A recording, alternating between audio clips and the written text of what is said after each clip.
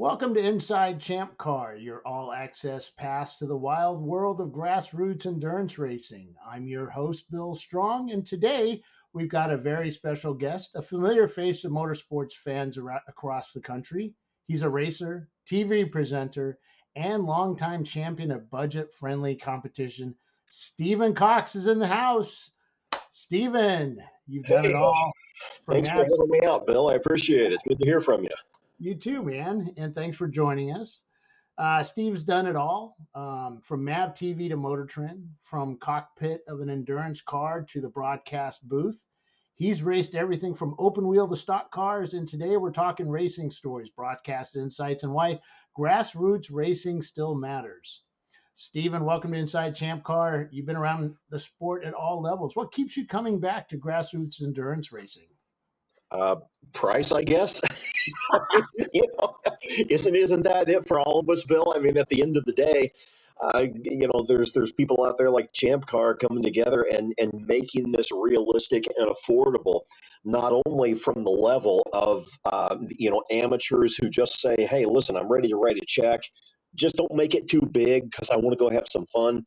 To people who say, "Look, I'm this is my living, or it's a big part of my living, but I don't have multi-millions of dollars of sponsors that I'm working with. I'm working with 5 or 6 figures. So where can I go?" And grassroots racing keeps calling me back for that exact reason. So, what kind of history do you have in racing? What kind of cars have you driven? Let's see. I started out in dirt stock cars in late 80s, early 90s. I was just a kid, and finished my basketball career and didn't know what to do from that point. And then I went on to open wheel modifieds, which are these fire breathing monstrosities that they're 90% engine and 10% car. Then I figured, if I was going to do much more in racing, I needed to learn road courses, and so I went back down to go karts for a couple of years just to teach myself go karts. And then I went back up to open wheel modifieds. Then I followed open wheel for a little while and went into some sports cars. And I peaked out around 10, 12 years ago with a deal to go into Indy Next. And at the last minute, it ended up not working out. I had already qualified for my license and everything, but that was my peak, so to speak, so far as I went there. And I also spent about 3 years shortly after that out on the West Coast and in the Nevada area doing a lot of off-road desert racing in trucks, which was just a barrel of fun. That was completely different. You talk about a different universe. And then I went back to sports car racing, and with an occasional asphalt race with somebody like the Super Cup Stock Car Series or Grand National Super Series on the East Coast, something like that. That's kind of my schedule now. That's what I do. So, you talk about the off-road stuff out west. Was it like trophy truck stuff or different? Yeah, exactly. We ran trophy trucks. I ran another series called Jeep Speed, which is a lot less money, but it was honestly a lot more fun. I mean, in the trophy trucks, we were running 1,000 horsepower trucks, 1,000 horsepower. And I think one of the trucks I was in, I think they said it was $975,000 build. And there's a whole lot of business there and a lot less fun. Oh, Uh, but I got to run a bunch of different levels, though. And the one thing that I noticed about desert racers that I never got from any other form of racing was they don't want to go anywhere else. And I went in and I was asking guys, okay, so do you want to go into NASCAR? And they're like, no, we're here. Oh, you must want to go to Indy cars or Formula. No, we're not going anywhere else. We're here. They don't have any aspirations to do anything else, Bill. It's the most amazing thing. Everybody from go-karts on. I mean, every go-kart racer out there knows he is the next Formula One champion. exactly. At least they've got a dream. In desert racing, they don't want to go anywhere else. That's what they do. So I grew up in San Diego. There's a lot of guys that do the Baja and the Silver State or whatever. The one up in Nevada and just all kinds of different desert racing events like that. Yeah. And they never went anywhere else because they didn't want to. And I never understood why. But I guess this is a whole different level of racing. Now, what I was going to ask is, the desert stuff, if you have to take care of your vehicle out there. I mean, it's much like endurance racing. It really was in that regard. And in endurance racing, you have to take care of your vehicle, and you know what the next lap will look like. So you can plan in your mind, okay, we're using front tires. I need to back up my corners, rotate the weight to the back of the car to take care of the front end of the car, because you know what's coming up next. In desert racing, you have to take care of your truck, but Right. you have no bloody idea what's coming up next. It's for instance, man, what were we running? The Silver State 300 was like a 3 lap thing of 92 miles per lap, and there are so many of these races that if they run, it's like Vegas to Reno. That Right. was a one-way trip. And then some. We ran another race that was like 44 miles per lap. So at no point in time do you ever really memorize the course, and so you don't know how to take care of your vehicle. Interesting. Yeah, and then you go to Baja 500 or Baja 1000, whatever it is, and you've got the locals creating jumps and hazards that you have to navigate. Like when you pre-ride it, it might not have been the same course and when you're actually driving it. And they're standing in the middle of the course. Yeah. You're flying off of a jump, and when you land, you don't see any dirt in front of you. You're 100 miles an hour over a jump. You're airborne, and all you see is the heads of humanity, and they all part like like the Red Sea as soon as you land. I don't know how more people don't get killed in that sport. It is crazy, and it's scary as a driver. You're going through a corner, and think, I don't want to be responsible for squashing somebody with this 4,000-pound, 1,000 horsepower truck, but you just have to drive. And the other thing is, Bill, you can't see the course further on down. All you do is follow the crowd of people and think there must be a race course down there. And when they part and I get really close, I'll see it. It's kind of an act of faith. So, I ran the 24-hour at Miller Motorsports Park out in Utah. And it was so dry out there that if you got a wheel off, you would just kick up this dust storm. Or some of us lost track of the track because it was so dusty, and we just created more dust storms, but with our bright lights on the endurance racers, you could not see through that dust. It was incredibly hard to race on that track. And you're doing this in the dirt where you automatically have this dust at night. And how do you see through that? A lot of times you simply don't. And that was one of the questions that I had, because here I am, a stock car racer and a sports car driver, and I go west and spend 3 seasons in desert racing. And so I'm asking these guys, how do I have any skills that are going to transfer?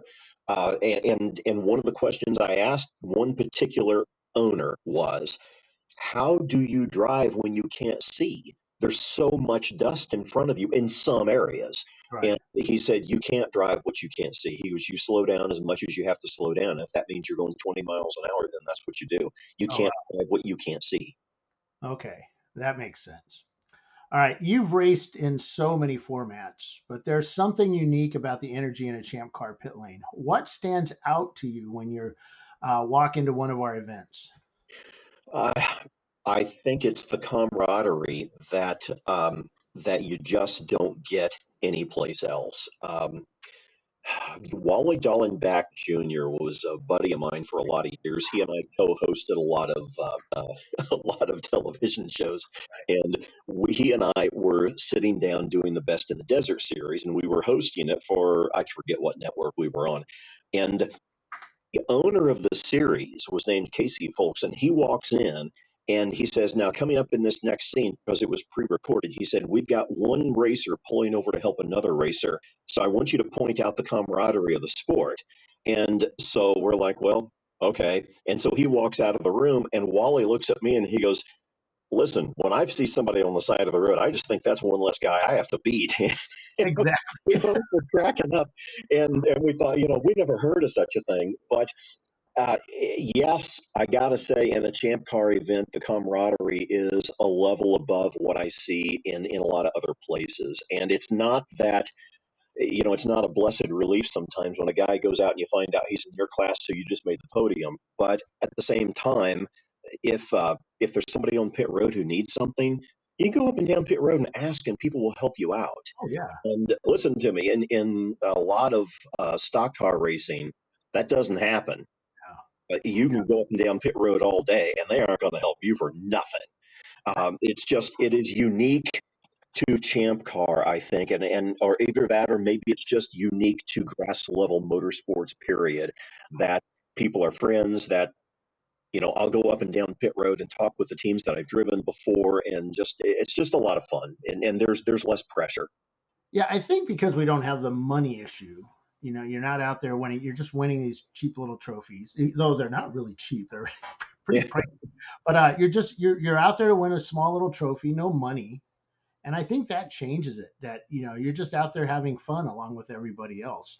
And that came up. Champ Car came out of the 24 Hours of Lemons. We wanted a little more serious type of racing than what they had at the time, and that camaraderie just came out of that, where you help the new guys, you help the guys that are having trouble, because that just makes it more fun out there for you to be racing against people. So And all of that disappears when you go up the ladder with money.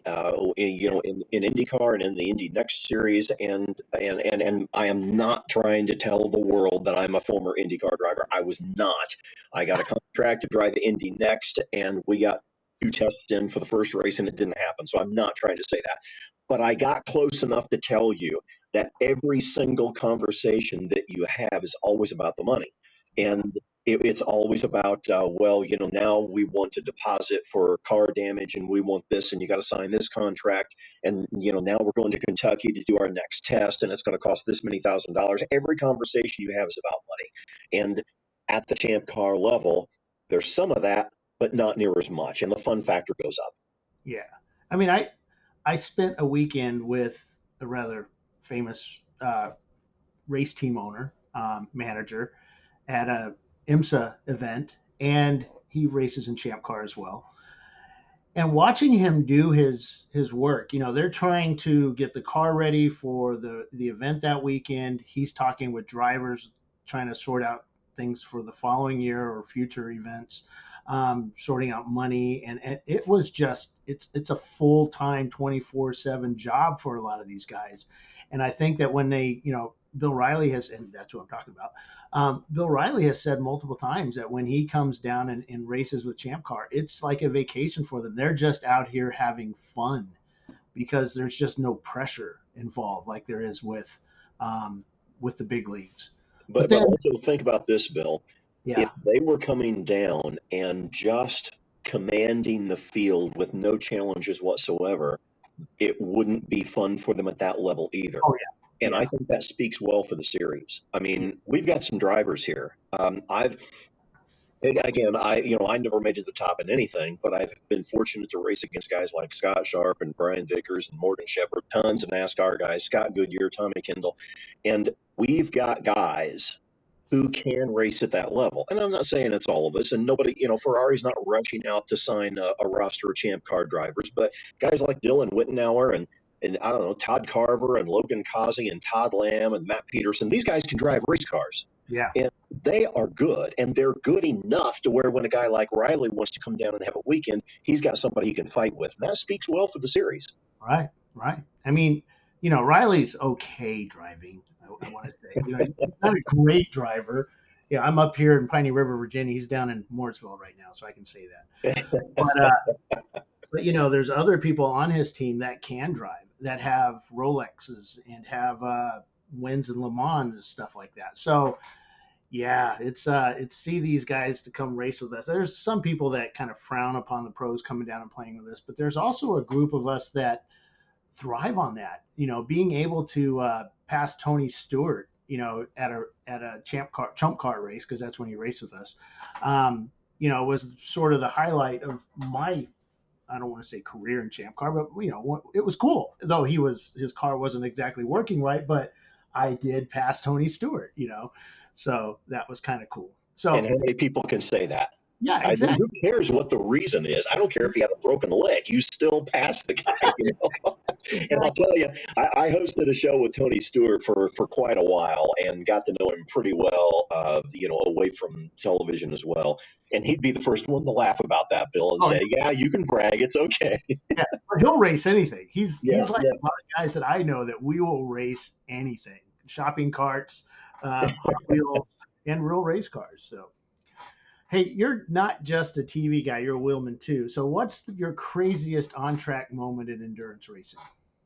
Oh boy, in endurance racing, I have to say one of the most fun things was I was driving with Todd Lamb's outfit, Atlanta Speedworks, and we were at AMP last year, and I've got a contract that is pretty high risk contract for the driver, and so I've got to be like super careful with the car. And I'm driving, I think, third that day, and they send me out and they say, okay, here's what we want you to do. I want you to drive a certain time, and I forget what it was, but Josh, the crew chief, came over and told me on the radio, here's the time that we want. You just ran the lap that we wanted. He said, you're the fastest car on the track and you're running in second overall. I want you to chase down the leader and bring the car in first place. And so I started pushing the car a little bit more and a little bit more and a little bit more. I never got close to what it would totally do because I had to drive within the contract. But we got to the top of the hill on the back of the course where there's this big left-hander and then it sweeps down a hill. And we got side by side with a BMW. And I don't remember who it was, but they were fun. These guys were great guys to drive with, and they were determined that we were not going to take the lead. And so we're barreling side by side down that hill, and we had to outbrake them, to finally take the lead. And then Todd got in the car and went off and won the race. And so that was just a really fun moment to feel that Porsche going sideways out from under me. And I'm thinking, no, Josh told me don't bring this car in second place. And so it was just a lot of fun, and it was a successful day, and it was a cap off to a successful year. Right. And it was just a lot of fun. That's why I love this series. That's cool. So, you know that Champ Car were pretty low budget. Something that myself, Paul Veltum, and Mike Chiswick really wanted to bring to this type of racing. I don't know, 10 years ago. It seems like it was forever ago. Was Champ Car Live? At the time, it was Chump Car Live or something like. I forget what we called it, but one of the things we wanted to do was bring the big time TV show on a budget that we could do. Um, to this series, and it has exploded it got really big. We're doing all these races, and this year Paulie's just taking it to a different level. From your experience in the booth and in front of the camera, how would you help improve Champ Car's broadcast? I would say broadcast loosely because it's not really broadcasting. We're streaming out to the web, but how could you improve that if there is any way? The only way that you can improve what you have right now is to stand back and throw checks at it. You're gonna have to increase your budget and go outside the current budget entirely, because I can tell you, after 25 years in network television at the highest levels, Paulie and the guys, they're doing as good as they can do. Yeah, Without having individual camera operators that can track in each corner, and you're going to have a live switching mechanism that includes individual cameramen at each of the corners. They can't do any better, Bill. there's yeah, there's nothing else that you can ask of the crew that you have. With the only thing that you could ask them is, we're going to bring in more cameras, we're going to have live cameramen stationed around the track, we're going to improve the we're basically, you're going to have to bring a live television truck out with a live switching crew. yeah. Okay, now you can get better. But if at this level, that's probably not realistic. And I think that we have a product with the current crew that's running Champ Car Live that really outpaces the budget and outpaces anything else you're going to see at a similar level in short track. I know of one short track series right now that is literally working with one guy on a telephone. He's shooting the thing live on his cell phone and talking into a microphone, and Oh, wow. that's what they're doing. And these guys are out there running $30,000 cars. Yeah. at a half mile racetracks at 125 miles an hour. So that's what they get. So compare that to what Champ Car Live is doing, and the crew that you've got in the booth right now. They're professional in the booth. Um, they put on a good show for the audience. They put on a good show that I can put out on my social media and have people who follow my work tune in. My sponsors want to hear it and they're pleased with it. Um, I am the last person on earth to sit back and say that they're doing something wrong. I think you're getting more than what you're paying for with this crew. Yeah, that's so it's funny. Terry is, I can't remember the guy's name. Terry Linden. He No, ran. Lingner. Yeah, Terry Linger. I had a meeting with him before our first Indy event, a bunch of years ago, and a breakfast with him. Very nice guy. He actually researched us and before our meeting, and I asked him for some advice. How can we move our quality up? And basically, he said, well, when you guys get a six-figure number that you can give us, we can bring in all the good stuff, the cameras, the operators, the trailer, the whole bit. But the problem with that is you have now lost control of Champ Car Live. You've lost control of your message because now it's about money. And you have to get commercials, you have sponsors, you have all this stuff. And once you start doing that, you lose total control of your show. And he goes, leave it like it is. You guys have such a good, Paul and the other guys, they have such a good show that, just leave it like it is. So I always thought that was kind of cool. And Well, we had some really I've good. known Terry Terry's been a very close personal friend of mine for probably 25 years. And he was at one point in time the producer of all the IndyCar telecasts on Yep. ABC and ESPN. And Terry gave me my start with ESPN, and Oh, he and I have been friends for many, many years. I've shot a ton of shows for him, and he is, if you don't know television, he is trust me, he's at the highest level of executive producers in network television that there is. And he's given you very good sound advice. I would say the exact same thing. yeah. And, in the early days, we had the help of Wyatt Foster's father. He was a line producer for Saturday Night Live. And if anybody knows, Saturday Night Live was sort of the hallmark of live television productions. Yeah. I mean, they just invented all kinds of stuff for what we're doing now. And Mr. Foster actually pointed us to Terry, and but he actually gave us a lot of little pointers here and there. And again, it was like you guys are doing stuff that's incredible. At the time, we were using cell phones in race cars. We had cell phones on pit lane, and Paulie had a little hotspot up in the tower that he was doing. Basically putting all that together to make the show. So I always thought that was really cool. That some of the help we've had over the years to get where we're at is pretty cool. So, and now we actually have talent with the new guys and with Les on pit lane and Kyle up in the tower. That's just it's just really helped Paul set it apart. So, all right. So, what advice would you give to someone thinking about jumping into their first endurance race? Maybe a guy or gal with a Craigslist beater and a dream.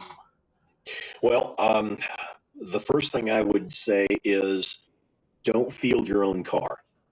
Before you field your own car, go to somebody who runs in one of the slower classes and they're a back marker. So you don't have any pressure on you, and get out and get some laps and then get more laps and then get more laps. And then the second thing that I would suggest is once you get to where you're comfortable inside a race car at speed and to where you are faster than the car, at that point, you're ready to start thinking about moving forward in the field and maybe put your own car out. And I assume that's what your question, the heart of your question, somebody that wants to field their own car. Then after you've got some laps under your belt and you want to field your own car, go to somebody that has a multi-car team that has a car for sale. Buy their car and pay them their asking price. Don't try to talk them down on it. And tell them, I'm going to pay you what you want, but I want a favor in return. I'm not asking for a discount. I'm not negotiating the price. I'm paying your full price under one condition. I have your cell phone number for all of next year. So you get their setup, you get their experience, and you get their future advice all for the same price because you're going to need it. The guys that run at the front of every single class in Champ Car are better than you think and could move up one, two, three levels overnight and still be competitive. So don't jump in at the deep end of the pool. Get some experience first, and then buy a car that's already set up for reliability. And then if you pay them their asking price and say, I'm not negotiating, I'm writing you the check. This is what you wanted. This is what you get. The only thing that I get with this is your brain. I want your cell phone. I want you to look at my car. I want you to look at the changes I'm making. I want you to give me a thumbs up or a thumbs down. I want you to tell me what's going to work and what's not going to work, because endurance racing is all about getting to the finish line. And I've driven a whole bunch of really, really, really fast cars that just couldn't get to the finish line because the owners hadn't done it before. They'd been in some other type of racing and they weren't able to do the things to cars that gave them absolute reliability. So that's my advice. I think that's a really good template for somebody who has not entered a car in a Champ Car race before. Yeah, I agree. And I think to add, just go to a race and hang out in the paddock, hang out and watch the race, hang out with teams, hang out in the tower with us and watch how we do things. The big thing too is walking pit lane and just seeing what guys actually have. I mean, I remember us when we first started, all the equipment that we bought and wasted money on things that we really never even needed. I remember going to a race and we had a whole pit set up, and I look over at my best friend there, Troy Trulio, and his green MR2 sitting next to us, and he's got a I don't even think he had the easy up out that day. He just had uh, a little barbecue. What do you call this? A camping chair. He had a camping chair, a little table there, and his radio, and that was it. Maybe a spare tire just in case he needed one, and a jack. Yeah. But it was just, it's like, dude, where's your stuff? And he goes, nope, we are able to pack up and get out of here before you know it. And this is a guy that won a lot of trophies in the early days of Chump Car. So, it's he knew his stuff, and there was a lot of other teams like that too. That, you'd get guys out there with everything but the kitchen sink in their paddock, in their pit lane, and some of them even had the kitchen sink. But then you had the guys that were up front, and they just had a easy up and a lawn chair, and that was it. And Because all their work was done back at the shop before they left home, and they knew what they needed. And to me, the experience, having the experience of a veteran team owner, they can tell you, you don't need another spindle, you don't need a new rear end. Save the money and save the points against your car because it's going to last. But this piece, that's not going to last on an E36. That's not going to last on an early Miata. You have to replace that. And that kind of experience and knowledge is something that you don't want to spend 15 years getting on your own if you can get it for free. I remember in the early days of Chump Car that, we go to a 24-hour race at VIR, and you'd see these hot little Hondas out there with purple parts on the engine and everything. And by midnight, you'd walk through the paddock and just see a pile of purple parts with AutoZone boxes next to them. And, just, It's a just, boneyard by 10 o'clock. oh yeah, just hilarious. All these go fast parts on these cars. The OE stuff, most of the time is a lot better. I mean, they were designed to do 100,000 miles on these cars, or 75,000 miles, and which is probably what a 24-hour race, 36 hours of racing. So yeah. Well, yeah, and they were designed by an entire staff of highly paid engineers on the 30th floor of a skyscraper in Dearborn. You're not going to do better than that in your garage. Yeah, and with the 770 warranty, tapping on their shoulder. Yeah. I know all the young guys are like, what warranty? What is that? So, but yeah. Well, cool. That's kind of what we say. Hey, just come to a race, hang out in the paddock, hang out in the pit, and then talk to people, and then that's how you get to find these little connections of guys. And your tip about buying a car with the help, the cell phone number, that's awesome. I've actually known a couple of guys that have done something like that. They bought a race car pre-built that had actually been raced, and did pretty well. And then they got all their setups, and they would actually do the tune-up on it in between the races. So that's always good to I can't imagine the challenge it would be to an inexperienced driver who's not raced before to try to build their own car and to make it last and go the distance. It just makes so much more sense to me to buy a car that a successful team wants to get rid of. It's got all the tricks done to it, and you get their brain on loan as well. It seems like you're trying to climb Mount Everest in one fell swoop if you're trying to come in as a brand new driver, you've not done this before, and you're building your car too. Well, we've had teams. I mean, Ray's got a really good story. I don't know if it's the Labonte brothers or one of those brothers teams, but they came out and they thought they were good. I don't know if they were thought they would dominate, but they thought they'd do a lot better. And basically, they just told Ray like, "This is hard. This is a lot harder than we thought it was going to be." This There's some endurance. pretty good guys out there. So all right, Stephen, thanks for joining us and sharing your insights and passion for this sport. Whether you're behind the wheel or behind the mic, you're helping tell the story of the racers who make this series so special. Well, thanks a bunch for having me, Bill. Thanks to everybody at ChampCar Live as well for giving us a product that guys like me can actually go out and sell. And it gives us a representation, and we now exist to the world because of them and because of what you and Chelsea and everybody else, in the office does. So thanks a bunch. You've given us a great place to race, and I'm looking forward to seeing y'all again at the Autobahn. All right, thanks, Stephen. And that's it for this episode of Inside Champ Car. If you liked what you heard, don't forget to subscribe, leave us a review, and follow us on YouTube, Spotify, and Apple Podcasts. We'll see you next week with more stories from the track. Until then, keep it safe, keep it fun, and keep it on the black stuff.